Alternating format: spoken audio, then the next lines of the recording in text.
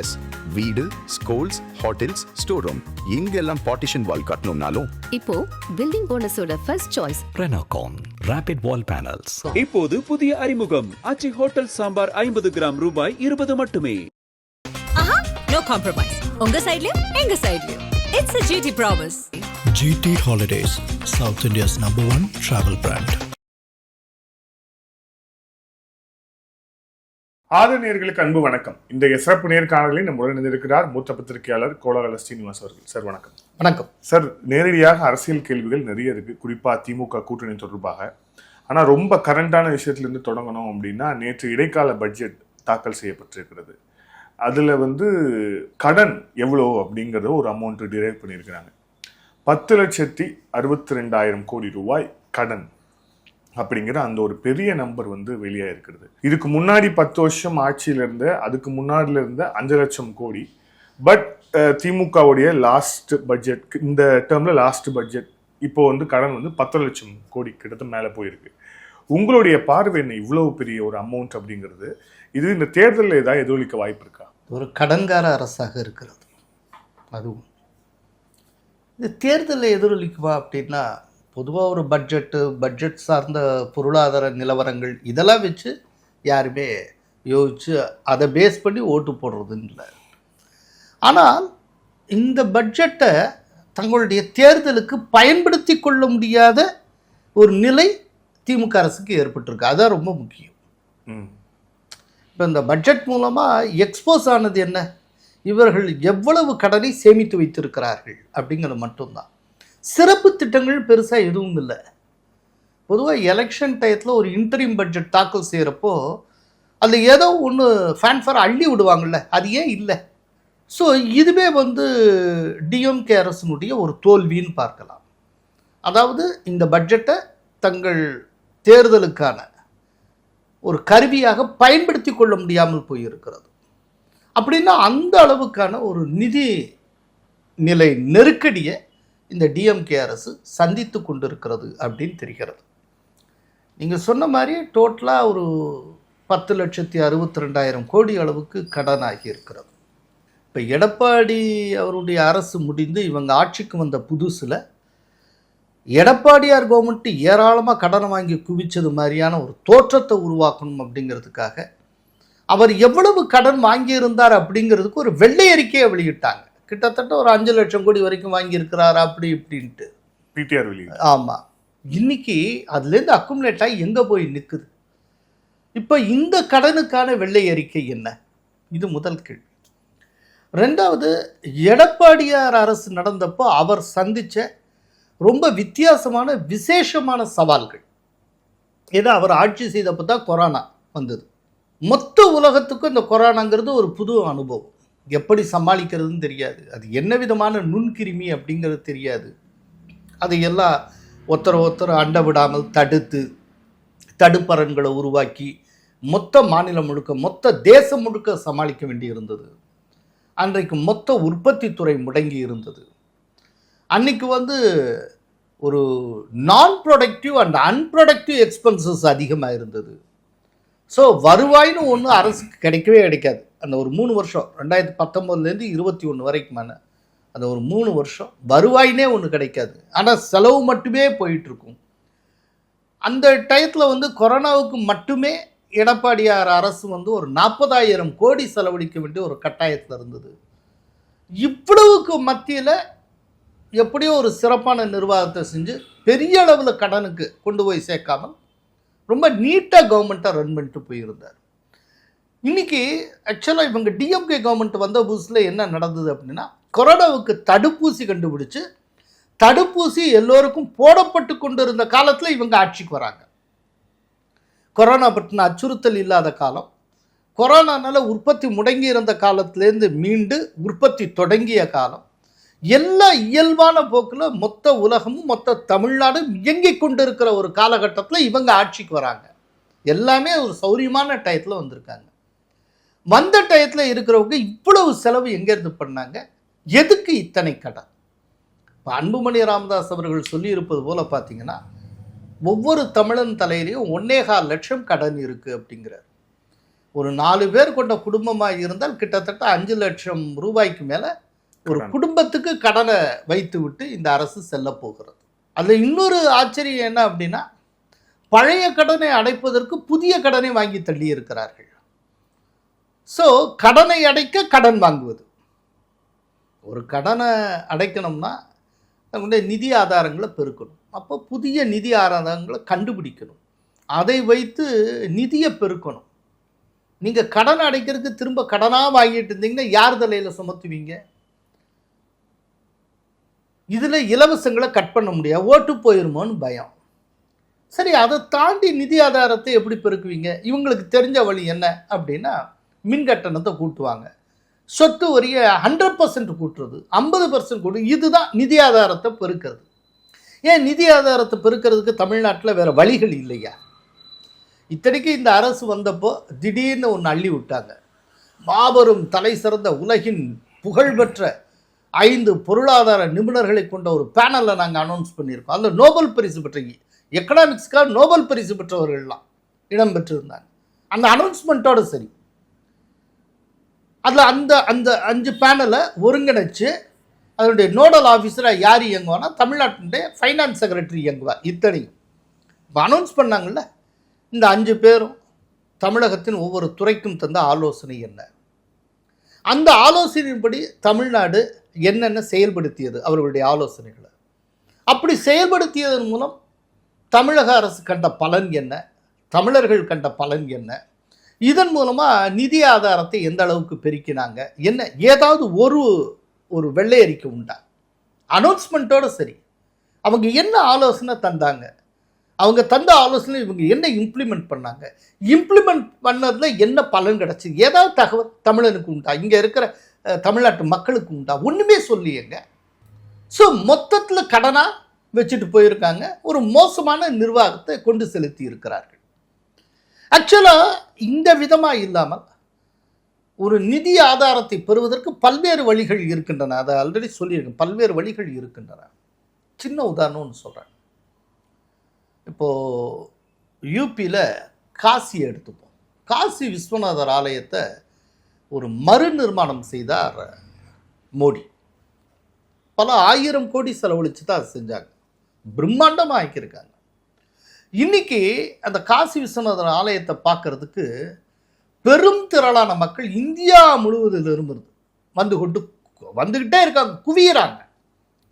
முன்னால் காசி விஸ்வநாதர் ஆலயத்துக்கு ரொம்ப ஒரு விசேஷமான காலங்களில் சில 1000 பேர் வருவாங்க. அப்படி இல்லாத டயத்தில் சில 100 பேர் வருவாங்க. இவ்வளவுதான். இன்னைக்கு டெய்லியே பல ஆயிரக்கணக்கான பேர் வருகிறார்கள். அந்த ஒரு ஸ்டாட்டிஸ்டிக்ஸ் என்னன்னா, இந்த மறு நிர்மாணம் செய்ததற்கு பிறகு கடந்த ஒரு 3 ஆண்டுகளுக்குள்ள கிட்டத்தட்ட 1 லட்சம் கோடி ரூபாய்க்கு மேலே காசி நகரம் சம்பாதித்திருக்கிறது. அவ்வளோ டூரிஸ்ட் வந்து குவிஞ்சிருக்காங்க, அவங்க தங்குறாங்க. ஸோ விடுதிகளுக்கு லாபம், அவங்க பல்வேறு ஹோட்டலில் சாப்பிட்றாங்க, ஹோட்டலுக்கு லாபம், சிறு வியாபாரிகள் தெருவில் விற்கிறவங்க அவங்களுக்கு எல்லாத்துக்கும் வியாபாரம். அதே போல் இப்போ அங்கே இருக்க பயணிகள் ஏறி போகணும்னா அங்கே இருக்க ஆட்டோ ரிக்ஷா டிரைவருக்கு லாபம். மொத்த காசியை வேறு விதமாக போயிட்டுருக்கு. 1 லட்சம் கோடிக்கு மேலே ரெவென்யூ வந்திருக்கு. இப்போ அதே போல் அயோத்தி கோயில் எடுத்துக்கோங்க. அதை கட்டினதுக்கப்புறம் ஒவ்வொரு வருஷமும் not less than 30,000 crores Ayodhya மாநகர் மட்டும் சம்பாதித்து கொண்டு இருக்கிறோம். இன்னைக்கு வந்து கோயில்ங்கிறது வெறும் கோயில் இல்லைங்க. இன்னைக்கு இருக்க பொருளாதார அர்த்தத்தில், இன்னைக்கு இருக்கிற ஒரு பிஸ்னஸ் வேர்ல்டில் அது ஒரு ஸ்டார்ட் அப்னு சொல்லிடலாம்.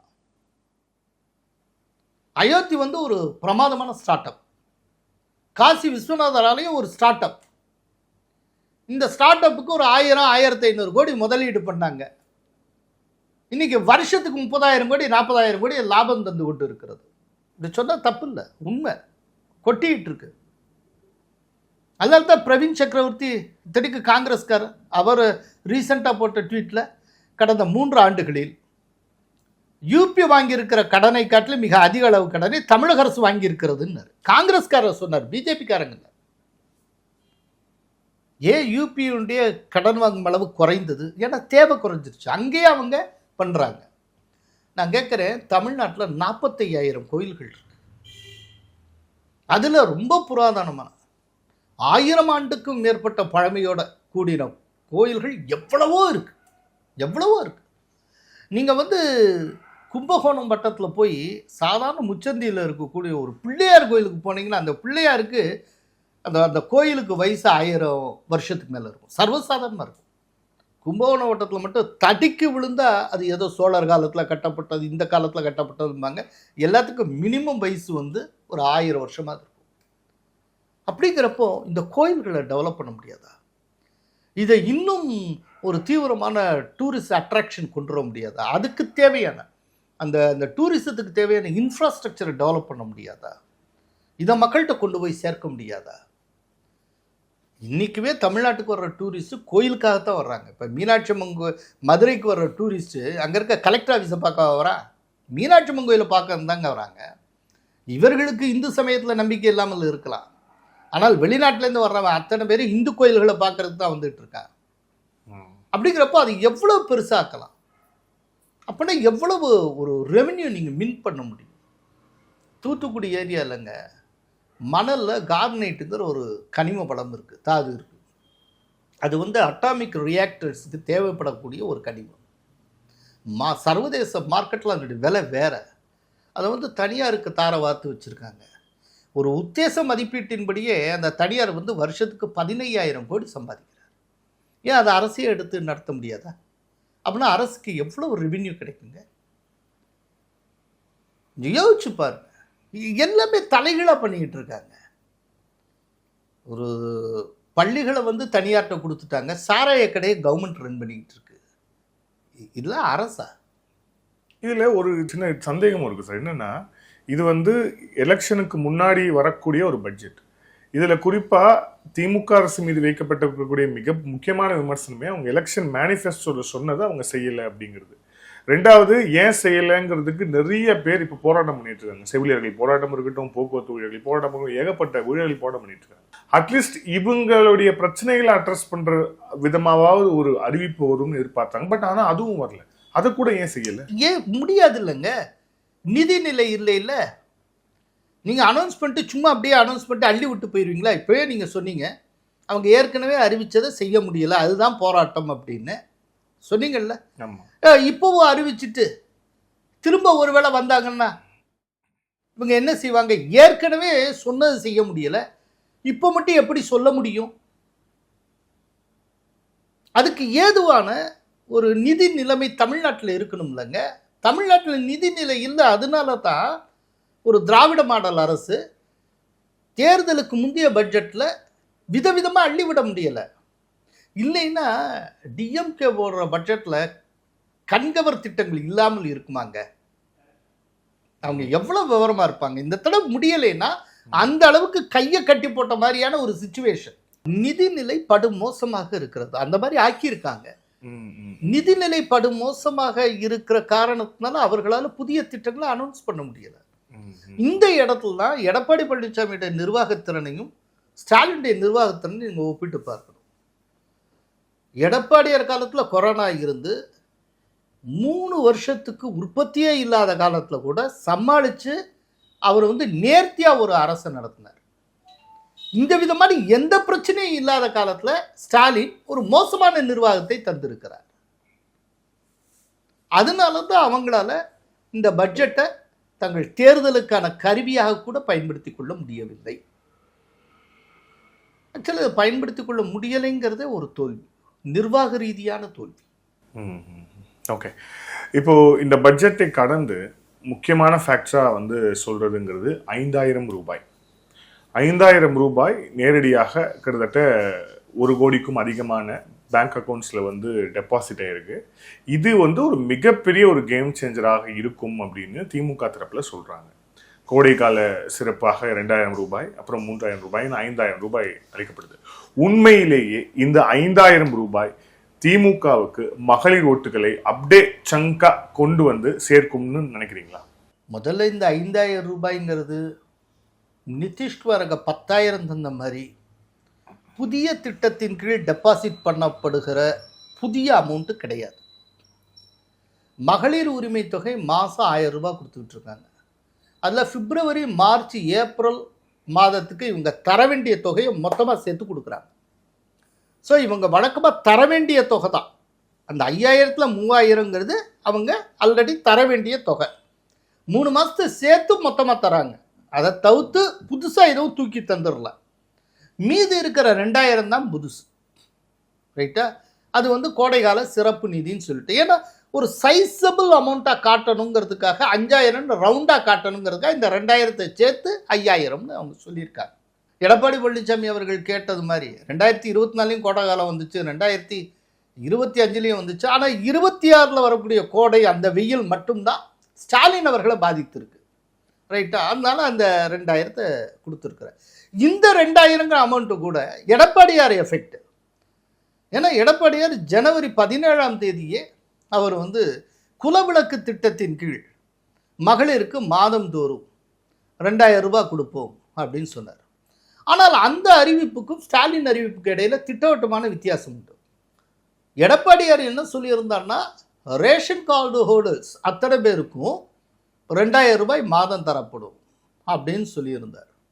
ஆனால் ஸ்டாலின் என்ன சொல்லியிருக்கிறார், அவங்க இம்ப்ளிமெண்ட் பண்ணியிருக்கேன்னா தகுதி உள்ள மகளிருக்கு அப்படின்னு சொல்லி 1.3 crore மகளிருக்கு கொடுக்குறாங்க. இப்போ எடப்பாடியார் சொன்ன மாதிரி அந்த ரேஷன் கார்டு ஹோல்டர்ஸ் அத்தனை பேருக்குங்கிறப்போ அது 2.25 கோடி பேருக்கு வருது. ஸோ எடப்பாடியார் திட்டம்படி ஸ்டாலின் எவ்வளோ பேர் கொடுக்குறா அதை காட்டிலும் கூடுதலாக இன்னும் 1 கோடி பேர் பயனடைய போகிறார்கள். ஸோ இந்த திட்டமே எடப்பாடியார் முன் வச்சிருக்கிற ரொம்ப விரிவான திட்டம். இப்போ எடப்பாடியார் அனௌன்ஸ் பண்ணிட்டனால ஒரு கவுண்டர் கொடுத்தாகணுங்கிறதுக்காக இந்த 2000 சேர்த்து இப்போ 5000 அப்படின்னு காட்டியிருக்காங்க. சரி, இப்போ நீங்கள் கேட்ட கேள்வி, இதனுடைய இம்பேக்ட் களத்தில் என்ன? Yes, right. ஆக்சுவலாக இந்த அனௌன்ஸ்மெண்ட் வர்றப்போ நம்ம டீமு நாமக்கல் பக்கத்தில் சர்வேல இருக்காங்க. நாமக்கல் சைடில். அப்போது இம்மிடியட்டாக நாங்கள் சொல்கிறேன், இன்றைக்கி தான் அனௌன்ஸ் பண்ணியிருக்காங்க, இந்த இம்பேக்ட் எப்படி இருக்குங்கிறதையும் நம்ம கணக்கில் எடுத்து செஞ்சால் நல்லாயிருக்கும் அப்படின்னு சொல்லிட்டு. ஸோ இது அனௌன்ஸ் பண்ணுற டயத்தில் நாங்கள் பல மகளிர்கிட்ட கேட்குறோம். கேட்டால் அந்த மகளிர் என்ன பதில் சொல்கிறாங்க அப்படின்னா, சார் 5000 ரூபா போட்டாங்க, இன்னைக்கு காலையில் வந்துருச்சு, எங்களுக்கு மெனக்கட்டு கொடுத்துருக்காங்க, நம்ம வந்து எதிர்த்து ஓட்டு போட்டால் சரியாக இருக்குமா சார் அப்படின்னு அவங்க சொல்கிறாங்க. அந்த மாதிரியா பல பேர் சொல்கிறாங்க. நாங்கள் என்ன பண்ணுறோம், இதை இப்போதைக்கு வைண்ட் அப் பண்ணிடுவோம். வைண்ட் அப் பண்ணிட்டு ஒரு 4-5 மணி நேரம் கழித்து சாயந்தரமாக எந்த இடத்துல இந்த மகளிர் அப்படி சொன்னாங்களோ அதே இடத்துக்கு திரும்ப போய் பார்க்கலாம் அப்படின்னு ஒரு ஐடியா பண்ணுவோம். ஒரு காலையில் சொல்கிறாங்க, ஒரு 11 மணிக்குள்ளே நாங்கள் எடுத்தது முதல்ல அதை வைண்ட் அப் பண்ணிட்டோம். சாயந்தரம் 5 மணி வாக்கில் அதே பகுதி, அப்புறம் அதை சுற்றி இருக்கக்கூடிய கிராம பகுதி எல்லாத்துக்கும் போகிறோம், கேட்குறோம். சார் நீங்கள் சொன்னால் நம்ப மாட்டீங்க, ஒருத்தர் கூட இந்த 5000க்கு சப்போர்ட்டிவாக பேசல. அவங்க சொல்கிறாங்க, 5000 கொடுத்துருக்காரு ரைட்டு, கொடுக்கணும்னு நினைக்கிற முதலையே கொடுக்கலாம்ல, அதையே கரெக்டாக எலெக்ஷன் டைமாக பார்த்து பண்ணுறாங்க. இதே போல தான் லேப்டாப் கொடுக்க ஃபுல்லாக நிறுத்தி வச்சாங்க. எலெக்ஷன் வருதுன்னதும் ஒரு 2 மாதத்துக்கு முன்னால் அவுத்து விட்றாங்க. கொடுக்கணும்னு நினச்சா அம்மா கொடுத்த மாதிரி ஒவ்வொரு வருஷமும் கொடுத்துருக்கலாம்ல, அது ஏன் கொடுக்கல? கொடுக்கணும்னு நினச்சா முன்னாலேயே கொடுத்துருக்கலாம்ல சார், கரெக்டாக எலெக்ஷனுக்கு முன்னால் தான் கொடுக்குறாங்க. இந்த தடவைலாம் இதுக்கெல்லாம் மயங்கவே மாட்டோம் சார், நாங்கள் எங்கள் இஷ்டத்துக்கு போடுவோம், கொடுத்துட்டாங்கங்கிறதுக்கெல்லாம் உதயசூரியனுக்கெல்லாம் போட்டுற மாட்டோம். இது நாமக்கல் பகுதியில் இருக்குது. இது வந்து ஒரு சாம்பிளுக்கும் உங்களுக்கு சொல்கிறேன். இன்னொன்று, நம்ம மக்களுக்குமே வாங்கிட்டாங்கன்னா அப்புறம் அப்படியே நாட்கள் கடந்துன்னா பழக்கமாயிரும். அது ஒரு அரசு அது கடமையை செஞ்சுருக்கு, கொடுக்க வேண்டியது கொடுத்தாங்க, வாங்கினோம் அப்படின்னு போயிடும். இப்போ பொங்கல் அது எஸ், அது ஒரு பெரிய இம்பேக்டெல்லாம் உருவாக்காது. அது ஒரு பெரிய இம்பேக்டை உருவாக்காது. இன்னொரு விஷயம் வந்து, இம்பேக்டை உருவாக்கிட்ட நீங்கள் முதல்ல அனௌன்ஸ் பண்ணணும்.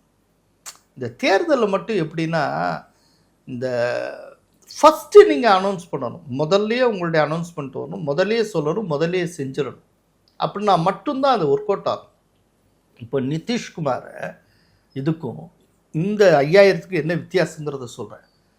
நிதிஷ்குமார் வந்து முற்றிலும் புதிய திட்டம் ஒன்று அனௌன்ஸ் பண்ணார். அவர் என்ன பண்ணார் அப்படின்னா, மகளிர் வந்து தொழில் முனைவோர் ஆகலாம், 2 லட்சம் ரூபாய் கடன் கொடுக்குறோம். முதல் தவணையாக 10,000 ரூபாய் எல்லோருக்கும் வழங்கப்படும்.